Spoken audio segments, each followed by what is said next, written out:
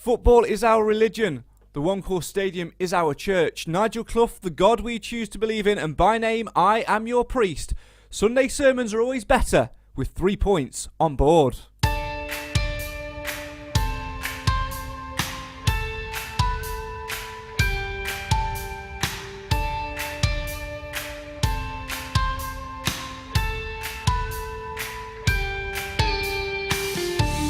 Mansfield Town fans have put in the hard miles this week, 702, including a trip to Sutton United and Crawley Town yesterday.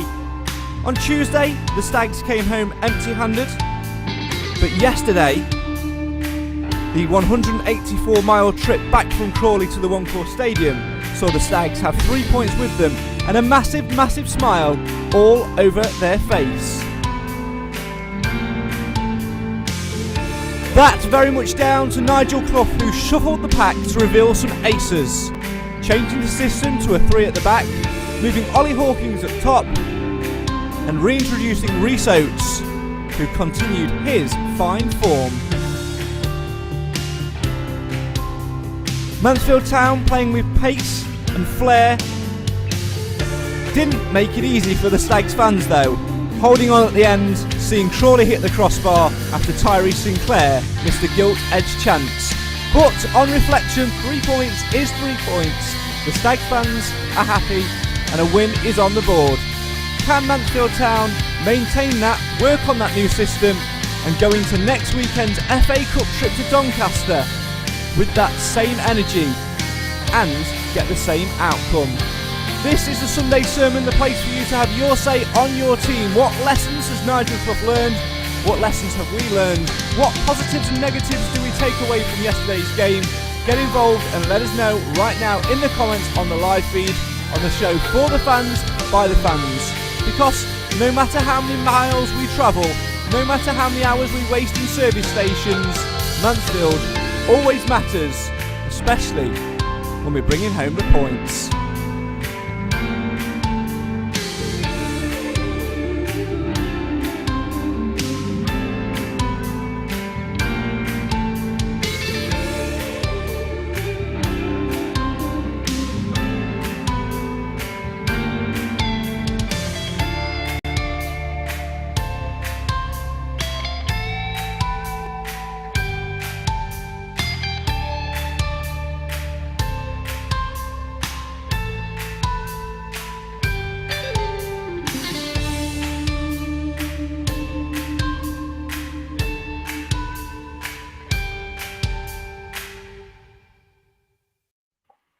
Full disclosure, we're not live and it's not Sunday. It is, in fact, Monday afternoon.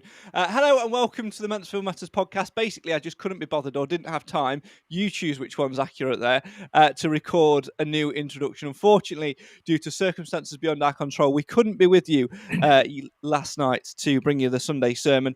So we thought we'd do it on a Monday afternoon. Hope that you're all doing well and have had a fantastic weekend. Obviously, because we're not live, you guys can't interact with us. However, we are going to put this out as live so you guys can interact with each other. I'm sure you'll figure it out as it goes along. It's only a one-off. We'll be back to normal service in the coming weeks. Joining me, as always, to go through all things Mansfield Town, we've got Mr. Nathan Edge. Good afternoon. Good afternoon. You've made me feel very, very guilty there for cancelling on your last minute, because it seems you have already done the groundwork in making an intro. I'm very sorry. But I did to be fair, I did the groundwork to the whole show yesterday morning about sort of 9 a.m. because you're never that prepared. And no, there's a reason for it. Is because next Sunday we're out on Sunday night, so there probably won't be a show then, and we're out in the day as well, which means that we won't have time to put the Christmas decorations up, which means that in my room it is now full on Christmas, which meant that I had to get everything done yesterday morning. So it's not your fault, because also Cam also let us down as well because he realised Hollyoaks was on. So it's you and Cam combined. I had a legitimate excuse. Yeah, you did, to be fair, you did. Is he all right? Is he? Yeah, he's just got a really, really bad cold, so he's not very happy. He's not sleeping well at the minute because he's got that much of a blocked up nose and doesn't like his nose being wiped. If we go to wipe his nose, it's like we're trying to kill him. So, it's just one of them. But he's getting better. I did warn you about having kids, but you didn't listen.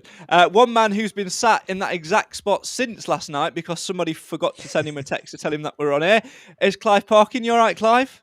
I'm thawing out, thank you very much. Thawing out. Absolutely fantastic. I'm going to Well, stay like this until the Doncaster game. I think you should, because it's a very fetching look. I mean, a couple of onions around your shoulder on some string. You look like a Frenchman, but It's actually the flat cap. It is not synonymous with French people. You're thinking of a beret. It's not.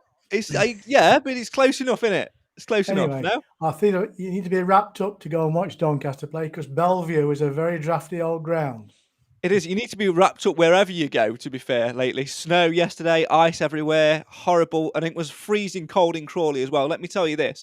When I was interviewing Clough and Rawson and Nigel Clough post-match, how I managed to keep hold of my phone to do the interviews, which you'll hear later in the show, is absolutely beyond me, because I was shaking so much because it was so bitterly cold. How they managed to play in that is beyond me. But what would have warmed us up in the stands, Clive, and what warmed up everybody up at home was the fact that we got 3 points on board. There's no better feeling than winning away from home. There isn't. There certainly isn't. And we did it in style, Nath, as well. We clung on a little bit at the end, but overall, it was a deserved victory for Mansfield Town. I'm not quite sure about in style. I think in style would have been taking our chances a little bit better, because, I mean, first half we had another couple that we, could have put away. And referred to in the intro, the obviously Tyree Sinclair, which would have made those final few minutes a little bit nicer, wouldn't it? A little bit less twitchy. But the performance was much better, and thankfully we picked up where we left off before Sutton. So we reacted to that, what we hoped was going to be a blip. Looks like it was a blip, with a couple of players coming back, and we've reacted very nicely, and that was just what we needed. And you look at the points total for the month, and it's you can say it's been a very good month. And by in style, Clive, what I was talking about in particular was the way we took the goals. Some of our build-up play, Ryan Stirk got supporters man of the match announced early today, was excellent. And then Ollie Hawkins' pass for the second goal was just absolutely superb. One from the top draw, and just shows what kind of a versatile player he is. Well, what was remarkable from our point of view on Saturday, was that both of our goals were taken by strikers, and both assists were superb. Yeah, you can't argue with that. In the way we played, I think we were absolutely fantastic. I think Ryan Stirk, Clive, is starting to come into his own a little bit now, isn't he? We were a little bit doubtful when he first signed. We were sort of said he's all right to come off the bench for 10, 15 minutes, but he started the last couple of games or so, and when he has, he's looked really influential, hasn't he? Yeah, I mean, don't forget, he's not had that long at the club before he got his first appearance, and he was bound to be raw. And coming into a team that was under so much pressure that we were, it's difficult for anybody to get in and remain, if you like, calm and balanced in trying to impress themselves on the game. And he was leaping about. It was a bit clunky at times, but that seems to have gone now. He seems to be confident on the ball. He knows where his players are, and his distribution is so much better than it was. One of the biggest things, Nath, on Saturday was what happened about 1 minute past 3, just after we kicked off. And we realised that it wasn't a 4-4-2 diamond as we anticipated, and that Nigel Clough had gone 3 at the back. I actually thought it was going to be the case as well when I saw that starting lineup. Of course you did. I'm really annoyed at myself I didn't put it in the chat, because I did, honestly. I just had this feeling that for me was going to be a 5 at the back, or 3, whatever you want to call it. But no, I mean, looking at the lineup, I was very pleased. I mean, obviously, seeing Rhys Oakes back in was a massive boost, but obviously it also indicated that Hawkins were going to be moving up top, which is exactly what ourselves and everybody else commenting in midweek was saying needed to happen after Tuesday. So it's a very positive. Even though we went 5 at the back, it was a positive move and attacking sort of formation, and it certainly worked for us. So again, and we touched on this a bit last week, didn't we, about Nigel Clough changing formation a little bit, and it's been criticised in previous months for sticking with something when it's not quite working, but he's certainly not been afraid to mix it up recently. And I think we've got to, if you're going to knock him when he's not doing it, I think you've got to give him credit now when he is doing it and being brave. So definitely a great move. 100%. Clive, when I was talking about the three at the back, you were visibly excited by it. Well, we've been pleading for either a 3 or a 4 at the back anyway, and I think 3 makes absolute sense as long as the players that are in that 3 are up to the mark. And certainly we don't seem to have the anxiety with the players we've got now that we had a few weeks ago. But I think a 3-1-3-1-2 formation is a delight if it works, and it molds itself to being swiftly moving from defence to attack, and I think that's something that we need to do more of. But the players we were worried about early in the season, I'm thinking of Hewitt as one of them. They've all come on stream now. They're doing their job, and I think we've had some bad luck recently with the injuries to the strikers. To get that out of the way, and I think we're starting to motor. Yeah, certainly so. Let's talk about that change in shape, Nath, that back 3.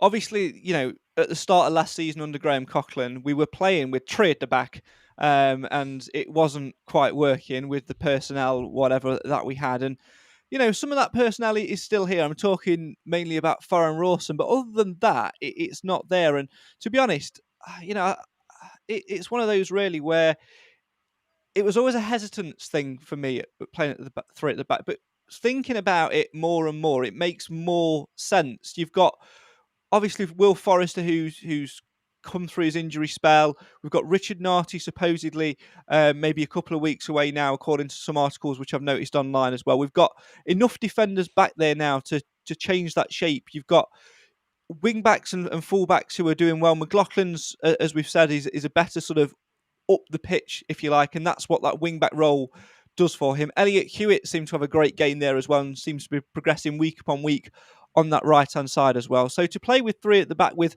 the experience of O'Toole in the centre of that and pivotal to that, I think that's the key thing. I think if you take him out of the equation, it might be a different story. But if we've got him there and he's playing well, which he is, and it's working, and that's the way in which we could unlock teams, I see no reason why it can't continue. It'll be interesting to see whether it carries on, because I very much got the impression, Nath, from Nigel Clough at the end of the game, that the change in shape was more down to the change in personnel with taking George Maris and Ollie Clark out of the side, both of which were on 4 yellows and dropped to avoid being suspended against Carlisle. Yeah. I mean, I'll deal with the first bit. So obviously the change, it kind of also paves way for Cal Gordon as well. That'll suit him more when he's back and fighting for a place. Although you would say at the moment Hewitt wouldn't deserve to be taken out. But again, that's probably something that's going to suit him. So I think while we've got this sort of the 3 personnel back there at the moment in Forrester, O'Toole and Rawson, then obviously we've only seen it on one game, and we've only seen it against Crawley, who aren't in the best of form. So it might be a different kettle of fish when you come up to the likes of Forest Green and Harrogates. The teams that are up there. It's a completely different game then, isn't it? But they dealt with it very well then, so it could be something going forward. But like I say, it could be one of those where if one of those players comes out, it may be necessary to go back to a back 4 in that instance. But at least we've got that option. It's good now to have more than just a diamond or just a 4-3-3. We've got another completely different tool to add to our armory. Moving, whether it was just because we were missing the likes of Clark and Maris, potentially. So I don't see any reason why we couldn't go for that again in the future. I wouldn't be upset if I saw it again. On Saturday against Doncaster. Let's talk about those omissions, Clive. 4 changes were made to the starting lineup. Ollie Clark and George Maris, probably the 2 biggest ones of the 4. Harry Charlesley just rested because Nigel Clough said he couldn't find a space for him in the system that he went with. Jordan Bowery obviously dropped for the returning Rhys Oates, and Ollie Hawkins back up there as well. But Clark and Maris, you would say particularly that they're your 2 key playmakers, but Maris has been on and off the boil, and Ollie Clark, he has his good games and his bad games, and sometimes changes is as good as a rest. And the players that came in, Clive, absolutely suited that system and did nothing wrong and will have made it really, really hard, actually, for Ollie Clark and George Maris to win that shirt back. I think it demonstrates that Clough was prepared to drop his captain, something we were all saying he wouldn't do. And I applaud him for it, because the guy's not in the best of form. He's had one really good game and he was deservedly man of the match. But the rest of the season, he's been a bit chancy, I thought. Maris, as you say, was up and down, although I like the lad. I think he's one for the future as well. But no, I can't fault his selection for Saturday. It worked. I mean, we scored 2 really lovely goals. And the goal they scored, well, the guy struck it well, didn't he? I don't think the keeper could have done much about it. But as you rightly say, they had another chance late in the game. Those are the things that worry me more than anything. And the way to combat that now is to don't stop when you've got a couple of goals. Keep going. I think Clough has mentioned that in one of his interviews as well, that we need to be nasty when we're on top. And it's probably not something we've been so far. Yeah, it's a good point, that, Nathan, isn't it? Because if we can find that ruthlessness about us, then maybe we can go on and hurt teams a little bit more. Because the Stags did have chances on Saturday, a number of occasions where Rhys Oates got in behind in the wide positions and tried to get some balls into the box, and other opportunities which didn't quite come off as well. Sturck had a few which deflected behind, some good corners from Lapsley as well. If we can find that dangerous streak and, go on and be in command, if we'd have been, maybe 2 goals up at the break, which we probably should have been, I think the game's dead and buried against a team like Crawley. But, they were fortunate enough to come out and give it a go and change it up. We need to have that ruthless streak, don't we? That killer instinct. Yeah, because if you get that extra goal there, that takes care of to a certain extent, any bad refereeing decisions like that might come along. So you think back to Colchester, for example. So 2-goal lead there. That penalty wouldn't have mattered.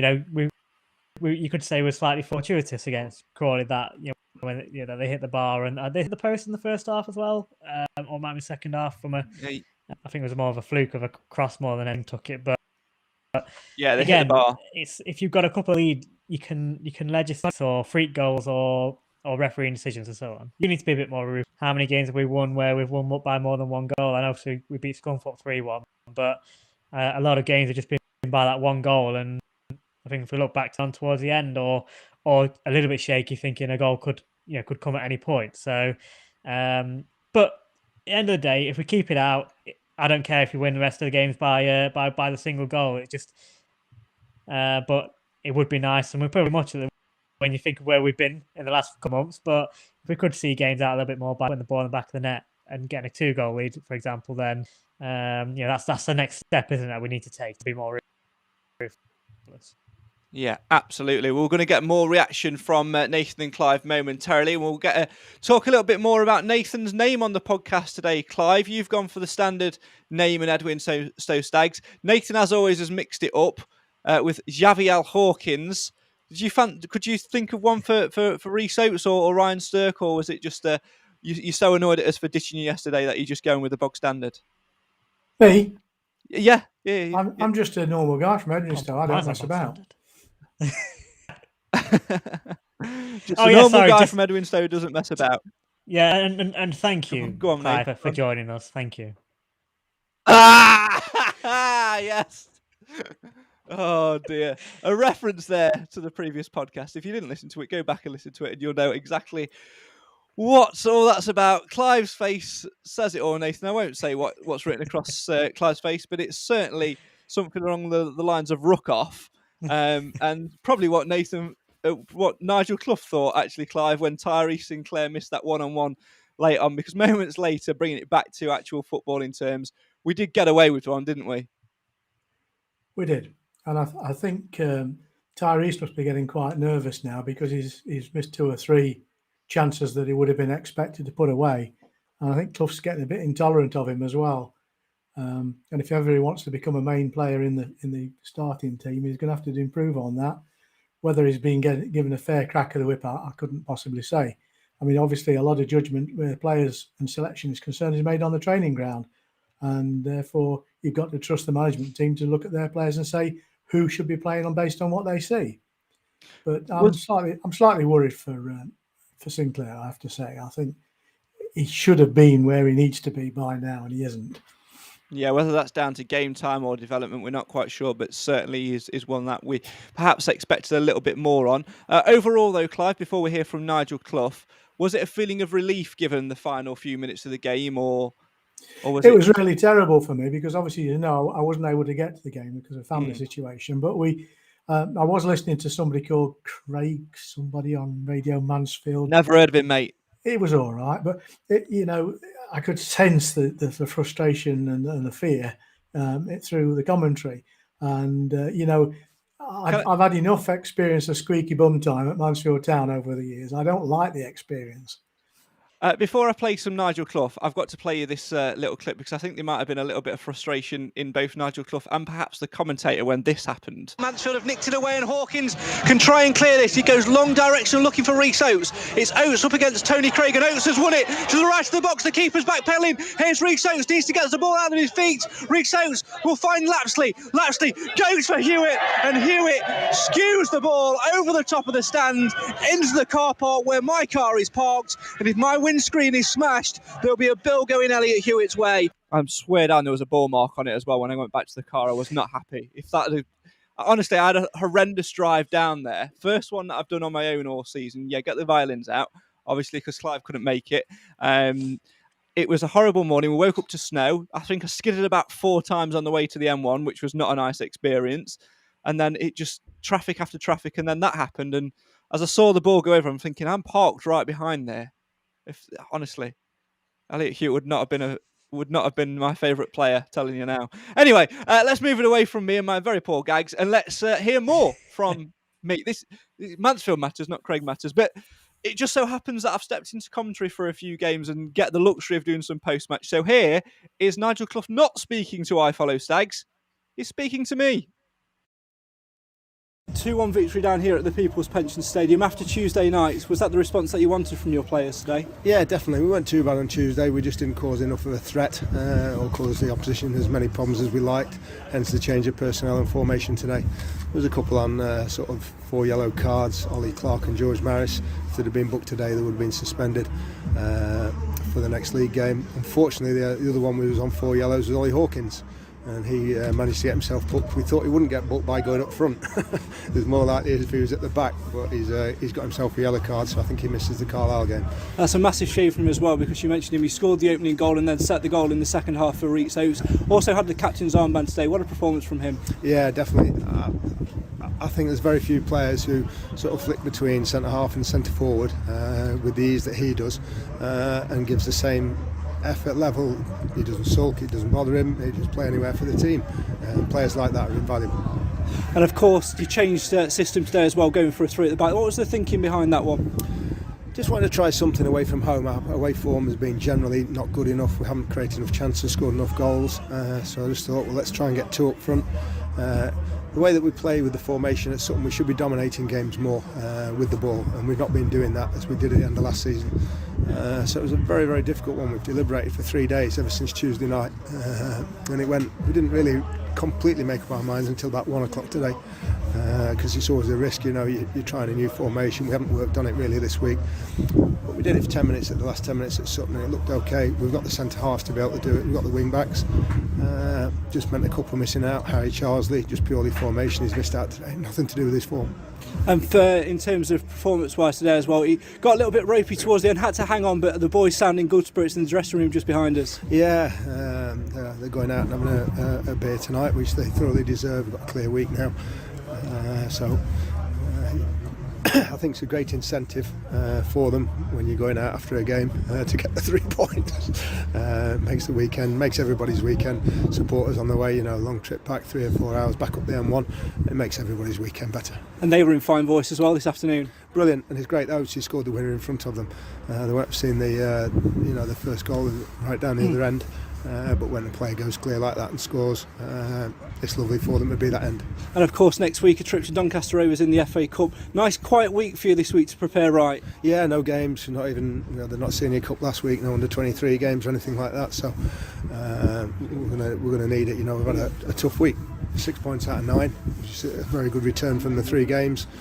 We said we could have, if you'd have offered us 5 points at the start of the week, beat Scunthorpe and 2 draws on the road, you'd have probably taken it. You're better off winning 2. Which is what we set out. That was the other reason we set out the formation to today. Having lost Tuesday, we wanted to get the 3 points. That's Stags boss Nigel Clough speaking to me for Mansfield 103.2 after the game at Crawley on Saturday afternoon. A reminder, if you can't make it to Doncaster Rovers on Saturday afternoon, Mansfield 103.2 is the place to be on Sportsbeat, where you'll hear me doing full match commentary on that one.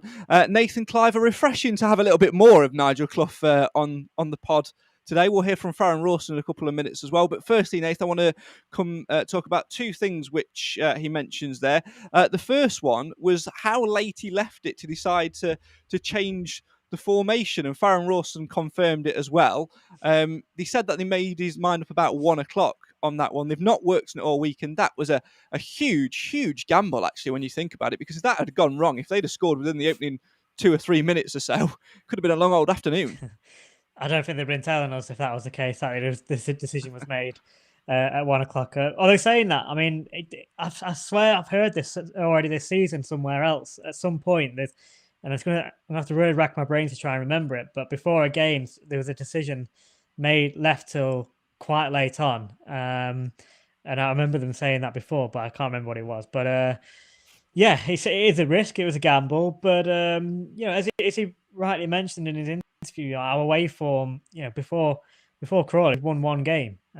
So if you obviously exclude Sunderland in the cup. Yeah. So we needed to do, brave and take a gamble. And actually, with the additions that we have made, as in with John Joe O'Toole coming in, and then with a couple of players coming back from injury, it then actually gives you that flexibility to try and change it a little bit, which we haven't had before. So, like I said earlier, you've got to give them credit when they do something brave, because we're often very easy as fans to criticise when they're not willing to change it. So, yeah, fair play. Good point made by Nathan there, Clive. That the away form hasn't been great, and sometimes you do have to change it up. Sometimes, teams do set up and have one way of playing at home and another of playing it away. And if it's effective, and fans won't complain about that whatsoever if the points are on board.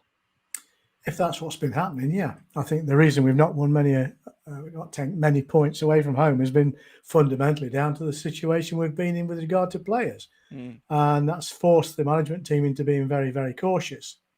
And that's great. You can go, if you can snatch a point from good defence, but we, of course, went through a whole period where we're shipping daft goals. Not huge numbers of them. Nobody's thrashed us, but just enough to ruin the day. That seems to have stopped. That's good news. In my book, it is anyway. And I'd settle for 1-0 wins for the rest of the season, but I'd rather have 7-4. You'd rather have 7. So you want us to concede 4 goals? Is that what you're saying? Don't give a toss if we score 7 at the other end. Well, fair point. I don't know. I don't know whether there's logic in that or not. If we did, we'd get to be one of the first games in League 2 on television. So again, it's from a completely selfish point of view that you want to go to bed earlier. I have to. Do you know the number of times I put Match of the Day or what's Quest on, and I actually watch it in bed, and by the time the Stags appear on Quest, I've nodded off. So I think, well, I'll watch it tomorrow, and I'll put it on the following day, and then I'll get distracted. I've missed it again. That's what iPlay is for, isn't it? To be honest. Well, you can't get Quest on iPlay, can you? Yeah, you can get it on. Yes. Is it UK TV Play that they're on? They're Yeah, part of it's far 5-star or something. They're part of that. You have to put a tape in somewhere. I mean, what Yeah, and get the hamster on his wheel, that sort of thing. Do the wind up, put 50p in the meter, Clive. You'll be fine. That'd be easier for you anyway, Clive, wouldn't it? What's that? What you used to, a bit of tape cassette. I've still got 8-track cartridges. There you go. You don't even know what they are. No, but it sounds old. So. Oh, let's move swiftly on. Javier Hawkins. Talk me through that name. Yeah, I actually missed the O at the end. It was supposed to be Xabi Alhawkins, though. Like Xabi Alonso. Mainly just down to his... it. Yeah. Sorry, He'll do. You've lost your train of thought, haven't you? Ah, shocking. I can see your brain trying to tick over, trying to think of something. It was down to his assist. No, it's just becoming. It's becoming. I mean, he's been a solid player for us for a while, and to be fair, he hasn't really picked up the man of the matches and things like that. Because I don't know, other players have managed to steal them from. Is that my phone? I think it's my alarm. phone or your phone? It's my alarm. It's his afternoon nap. He's got to wake up for his sorry, afternoon Clive. nap. We'll It is, isn't it? No, listen, I'm going to the pictures later on. I need to be ready to have some dinner before I went out. So Fair play. We'll let you go in just a second then. We'll let you go. Yeah. Before we do, let's have a last word from you, Clive, on Ollie Hawkins. Excellent assist for the goal. Well taken goal as well. Also captains the side. Mr. Versatile, absolutely, at the minute. Just a Mr. shame. Versatile, they're going to miss the game next week. You've took the line out of my mind. I was just going to say it's just a shame that he won't be able to play for us against Carlisle in a week tomorrow on Tuesday. 5 suspensions, 5 bookings, one game suspension. It happens. And, it does. If you're going to be busy in the game, you're going to pick up cards. And I think if that's the only cumulative suspension he gets this season, then I'll be happy with that. We've had to manage without him up front anyway, so we'll have one game against a team that's not performing particularly well without him, and hopefully other options emerge between now and then. I guess he'll play at Doncaster. Yeah. It'd be interesting to see whether he does go with the 3 again. I'd see no reason why not. Doncaster are a team who are, absolutely struggling in the league, and it's a good opportunity for us there. We'll be backed by a lot of fans as well, so it'd be interesting to see that. It's just a shame, like we say, Hawkins will be out for that Carlisle game, which comes a few games after. But again, Clive, if Danny Johnson's back fit then and available, he could go in. Tyree Sinclair might get the chance that he's been waiting for in terms of starting a game. Jordan Bowery as well. Well, those are the 3 options, as far as I can see, to partner Greasy Notes. And I think what we've got there is scope. It's not the ideal because we want to stick with the 2 that worked well on Saturday. But if you can't have that against Carlisle, then we have to work with one of the others. I personally would give Tyrese a shout. Yeah, but it would must be like last chance saloon, I think. Yeah, it's an interesting one to have for Nigel Clough. Clive, thanks very much. We shall let you go. What film are you going to see? At last, we're going to see the James Bond movie. Now that it's down to screen 6 and there'll only be 3 people in there, it's marvellous. I mean, we can tell you what happens if you want. I know what happens. I fall asleep halfway through. Do you want us to, will you wake up for the end? Because I can tell you the end if you want. No, I shall end up watching it on DVD or Blue Jay or whatever these things are called. Blue Jay, isn't that a bloke that used to come round a pub with some DVDs, or is that something else? Anyway, moving swiftly on. Clive, thanks very much. Have a great week. We'll see you on Saturday at Doncaster Rovers. Can't wait.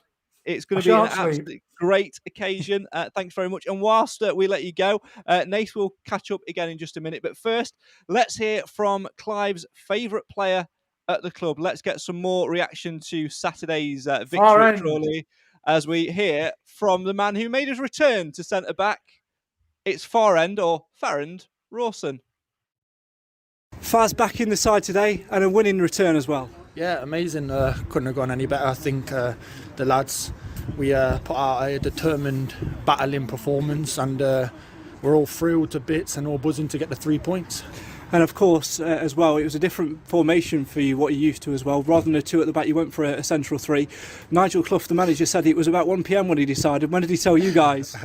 Later than that. We got told just before the game. But like I was saying, we got really, really good players here, and we've got a lot of experience where we can all just fit in, and I think we're showing that today with the desire, the battling performance we put in these tough conditions. And it didn't go all our way, obviously, but we stood up, stuck our chests out, and we took on the challenge. I don't think this squad is scared of taking on any challenge. So, no, like I said, buzzing with the result, buzzing with the 3 points, and put Tuesday night to bed, and we can kick on now. How important was it for you and for John Joe and for Will as well to form a nice little bond early doors? Because obviously, last couple of games we've conceded quite early. Yeah, it was like I said, we train every day together. Do you know what I mean? We work hard, and we go through a lot of stuff. And like I say, it's good players. Playing with good players, it makes your life a lot easier. And no, it was a challenge we took on today, and we weren't phased at all. As you can see, we dominated first half, and then obviously second half it was always going to change a little bit with the wind and the conditions, and they were going to pump it on us a little bit. So then we had to adapt to that, and I think we did. I think we did good. Yeah. What's that like to play in? Because standing here just off the pitch, it's absolutely freezing, cutting across. That must be horrible. But does the adrenaline sort of step in a little bit?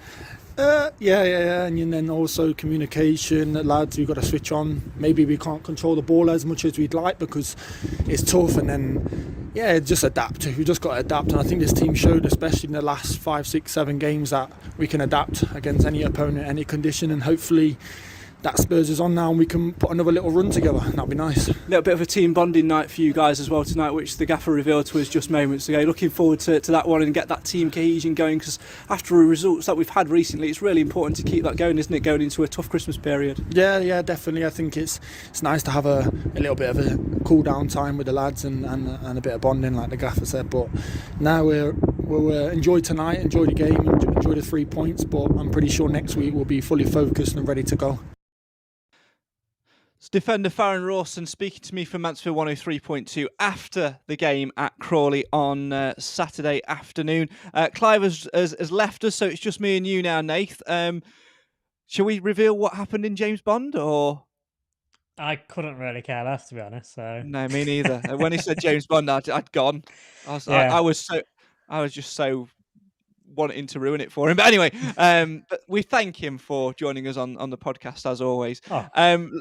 Let's briefly talk about Faz before we wrap things up today. Obviously, he came back in yesterday. I sort of said it to him. He's got a point. Obviously, they do train with each other every single day. But when you're used to playing in a competitive game in a back four, and then it gets thrown on you about 2 minutes to 3 that you're playing in a back three, it can take a lot of time to adapt to. And I think it's credit to him and the other 2 defenders actually that they adapted to it relatively well. Yeah, I mean, it can go, like you said earlier, it's a bit of a gamble, isn't it? It can go either way. It can go the way it did, where it could act as, when it's so soon, when you go out on that pitch, you're extra focused because you think, right, we've got something different to work on here, and it then refocus your mind, and you probably add an extra few % on your concentration levels to make sure you're getting this new system working correctly. So you've got that side. And I think when you're coming up against a team, no disrespect to Crawley, but they're not in the best of form, and you probably can afford it to take that gamble against teams like that. But again, if you're playing somebody like Forest or Harrogate, you probably won't get away with it that easy, because they're going to be a better option to exploit that. So the risk levels go up even further for games like that. So it was probably the right timing and the right reasonings behind it, which all fell into place nicely, which probably gave Nigel Clough the confidence to make that decision. So and thankfully it fell nicely for us. It certainly did. Let's move our attention elsewhere then. We'll hopefully talk about Doncaster later in the week on the normal podcast when we're back up and running and we're live to everybody, so everyone can get involved and have their say. But there's been a little bit of controversy off the pitch this week in the Mansfield Matters ranks, hasn't there? Has there? Again, he's racking his brains to try and figure it out. If are we talking about podcast predictions? Certain podcast predictions game. Yeah, fuming. We are, yes. I mean, you're lucky. Yes. If Oliver wasn't asleep downstairs right now, as I said, if I got the score right, tables will be flipping, because I said it should have been a points game, and I've got the score bang on and the goal scorer, but no triple points. Not good. And even worse, people finding to get extra points on the board. It's just not good. Nah, well, you see, there's the thing. I can't give you treble points because then it's unfair on everyone else. And, I just didn't have time to sort it. So I hold my hands up for that. I've said we'll do it against Carlisle, which we will, and we'll do it at the end of the month as well. We'll do a Christmas quadruple point. We'll do something mental for the Boxing Day fixture. But the loophole thing. Now, Roger, who is a long-time listener, contributor, and player of the podcast predictions game, entered twice upon seeing the team lineup, didn't he? Yes, he did. So I think I'm a bit delayed. I have to tell you that it's not. It's all right. No, I have to tell you that it's not the first occasion which he's done that. However, at the back end of it, I get the timestamps of when people have entered, and there has been a few occasions. I'm not going to throw people under the bus and name names that people have entered after 5 p.m. when the result is in, trying to think that I won't notice. I will notice, and those entries will not count. As won't entries a second entry. It's one entry, and that's it. Once you've entered it, you can't change prediction. I just don't know how to turn the bloody entry thing off, because there's like to make it one only entry. I think you might have to pay for it or something, or I just haven't got the brain power capacity to do it. So it is always your first entry first, and that is the result which will be taken as read. So therefore, Roger, unlucky. Your original prediction of losing 2-1 with O'Toole, the goal scorer, is the one which is counted. So Can I just add another rule in there, just to get it depends clear whether going it's forward? more work for me.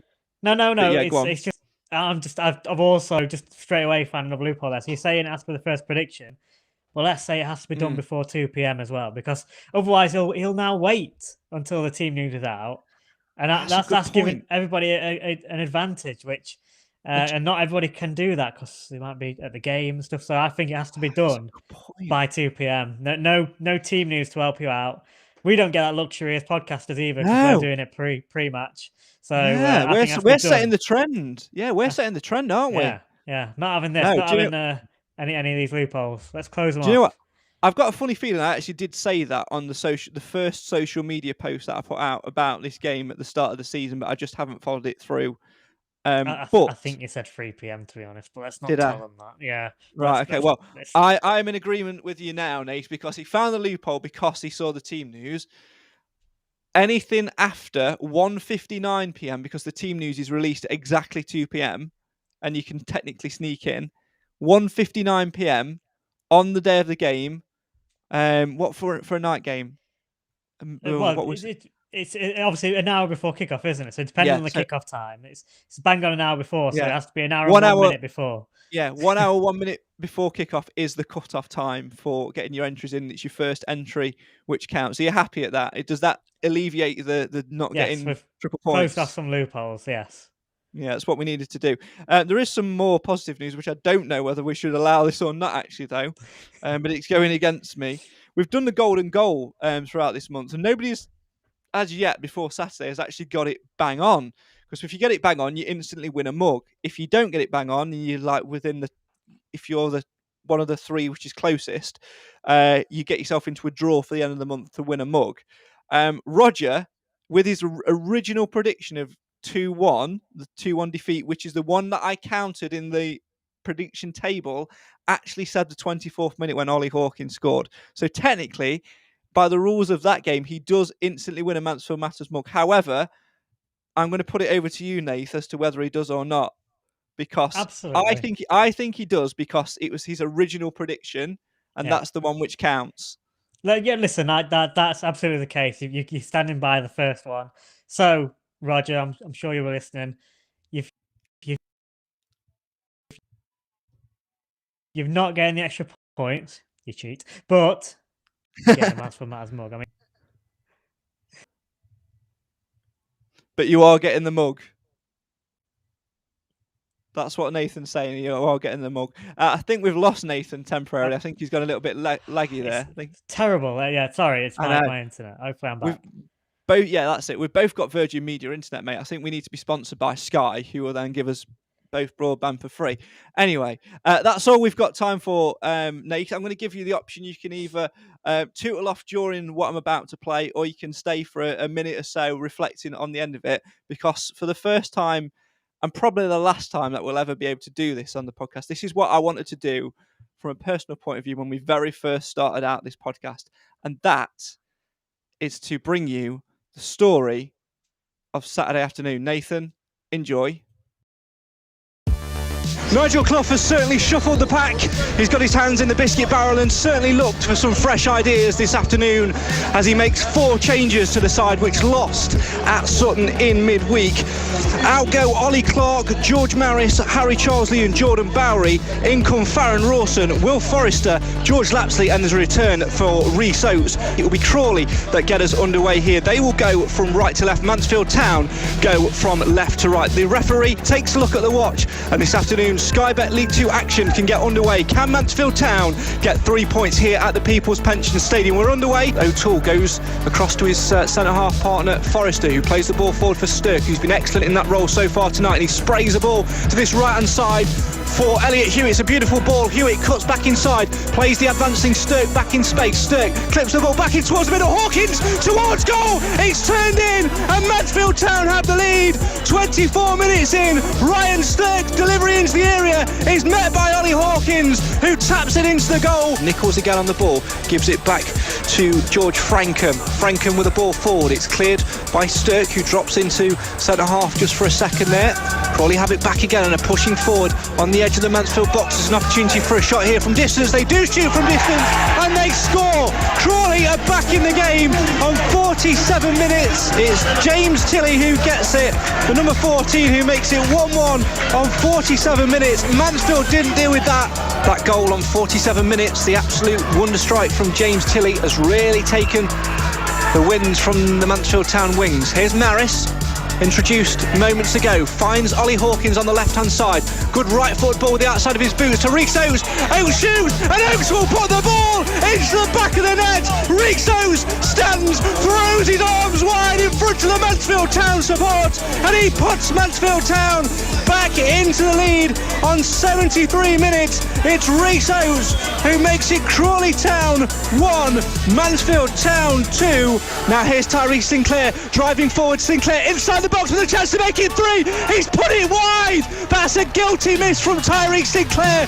Nigel Clough turns his back in absolute disgust as Tyrese Sinclair won the ball. Inside the box it went, and he put it wide of the target. All he had to do, he had the keeper beaten, was tuck it inside the post. He puts it into the side netting, and with the resulting goal kick, with Nigel Clough in absolute fume mode, Crawley have the ball again. And if Crawley get back into this game now with the 3 minutes of additional time that are remaining here, well, I wouldn't want to be Tyrese Sinclair. I wouldn't want to be in his boots. It's Crawley who have the throw in line with the edge of the Stags box. They've taken it short. Ollie Clark trying to battle with it and win the ball back for the Stags. The Stags fans loud as you like as they try and cheer their boys to victory. Crawley pumped the ball in towards the Stags box, up towards the Pyre. Mansfield needs to win this. Forrester gets it away, not quite far enough for Pyre, tries to get it back. It might fall for Nichols. It's inside the box. It's a low ball into the middle, and Nathan Bishop throws himself onto the ball and kills the danger. Mansfield fans will be screaming behind that goal down that far side. Stirk launched it in towards the air. Sinclair is chasing. Flag is up for offside. Crawley will probably play on here. No, the referee stopped it and will allow a free kick. This is the last seconds of the action here at the People's Pension Stadium. It's in Mansfield's box. It's got to be dealt with, and the referee has blown the full-time whistle, and Mansfield Town gets 3 big points here at the People's Pension Stadium. And what a feeling it is to say these words. Crawley Town 1, Mansfield Town 2. Nice little treat for you there, Nath. He's not saying a word. I think he's frozen. I think he's gone. There we go. I was trying to get Nathan's reaction to that, but his stream has dropped out, so we'll leave it there. Not quite the way I wanted to end this podcast, but there you go. I hope you enjoyed yourself with that one. I hope you brought back a few memories of Saturday afternoon. Reminder, if you want to hear more like that, make sure you tune into Mansfield 103.2 on Saturday afternoon as the Stags head for Doncaster Rovers in the Emirates FA Cup second round. Full match commentary on that one for you. We'll have more reaction from Nathan. We'll have more maybe from Cam, maybe from Clive later in the week as well. But for now, that is pretty much all we've got time for on this Monday afternoon. My thanks to Nathan and Clive for taking the time out of their afternoons to join me on this one. reflecting on Mansfield Town's 2-1 victory at Crawley on Saturday afternoon. The Stags back in action next Saturday as they head for Doncaster Rovers in the Emirates FA Cup. Sorry that we couldn't be with you live. Hope that you've had a nice little chat amongst yourselves. Keep it coming on social media because there's much, much more to come from Mansfield Matters in the coming weeks. For now, though, I've been Craig Priest. Alongside me this afternoon, Clive Parkin and Nathan Edge. This is the show for the fans, by the fans. Why? Because Mansfield always matters, especially with moments like this. Hewitt cuts back inside, plays the advancing Stirk back in space. Stirk clips the ball back in towards middle. Hawkins towards goal!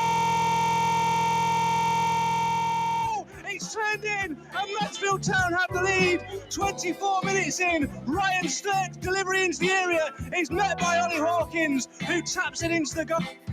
Here's Maris, finds Ollie Hawkins on the left-hand side. Good right foot ball with the outside of his boots to Reeks Oates. Oates shoots, and Oates will put the ball into the back of the net. Reeks Oates stands, throws his arms wide in front of the Mansfield Town support, and he puts Mansfield Town back into the lead. This is the show for the fans, by the fans. Why? Because Mansfield always matters. mtfcmatters.co.uk for more. We'll see you next time. Thanks for listening.